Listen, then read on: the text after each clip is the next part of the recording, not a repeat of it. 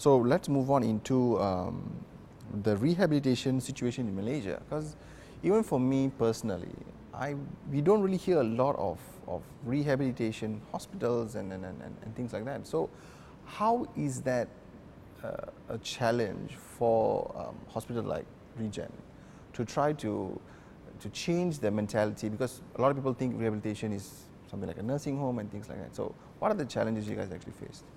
So we have had many patients come in and be pleasantly surprised. Initially, I think what the feedback that we get is their thoughts were, this is a nursing home. Rehabilitation is like maybe a glorified nursing home. And then having come in and done the program, they have really understood the difference. Our aim is to get them as independent as possible, to optimize their quality of life as much as possible, and wherever possible to get them home so that they can be as independent as possible. Versus a nursing home which is maybe more extended care in a facility. So we are very different that way. The program can be quite demanding.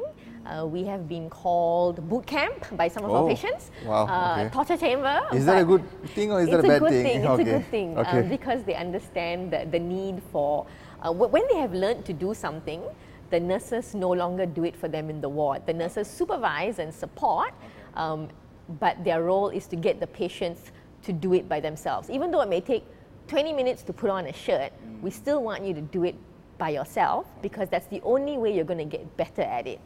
And so sometimes, you know, it can be a little bit frustrating.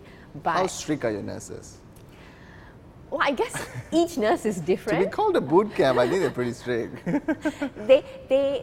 They understand that rehab nursing is very different from acute nursing. In an acute ward, there's so much going on. The nurse wants to get the job done as quickly as possible.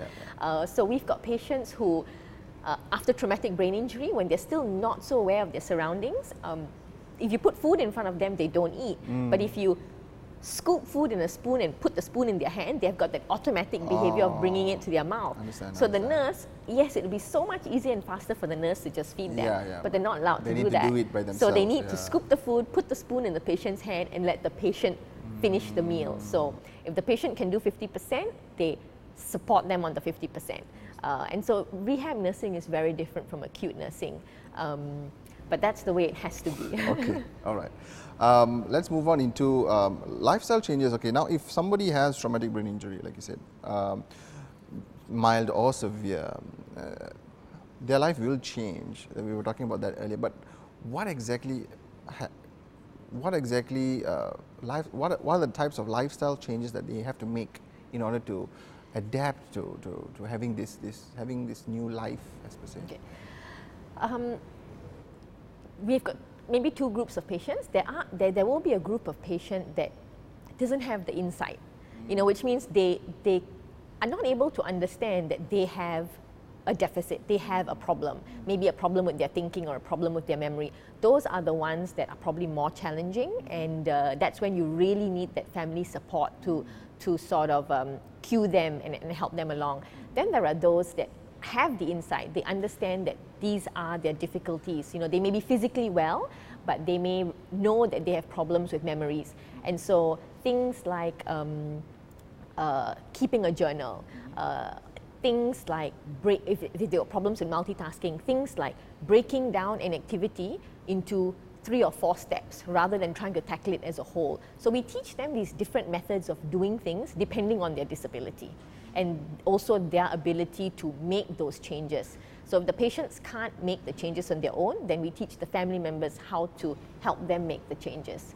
So there will always be changes that they need to make in their lifestyle, but all depending on what the problem is. Okay. Moving on, maybe we can talk about for doctors now, traumatic brain injury, is it something that all doctors are kind of aware of, or what is the current awareness in Malaysia about traumatic brain injury? Because even for me, I don't know it's a blow to the head, maybe your brain is bleeding, there's internal bleeding and things like that, but that word, that whole diagnosis of traumatic brain injury, is there do a lot of people know about it as such in the medical line and also like in the society? Okay. In the medical line, things have improved quite significantly over the number of years that I've been practicing. I've seen the change. We've also got more neurosurgeons out there, more maybe psychiatrists and people who are also interested in the field of traumatic brain injury. So there has been a big change from a within the medical profession. More doctors are also understanding that there is a need for traumatic brain injury rehabilitation. And we definitely get more support from these doctors. However, maybe within the public sector, there still isn't a very good understanding on traumatic brain injury. We have patients who are physically well, but they have got problems with multitasking, executive functioning, and they go back to work.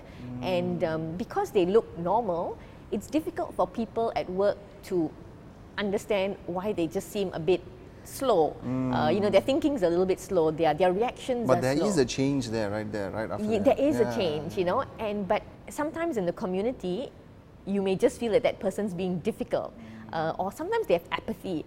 They know they need to do something, but it's difficult to get the motivation to get the job done, and so they start having problems with their colleagues at work. They start having problems with bosses at work, and that's why we really try to step in to educate people at work as well, that these are their difficulties, and to help them cope, these are the areas that they need help with.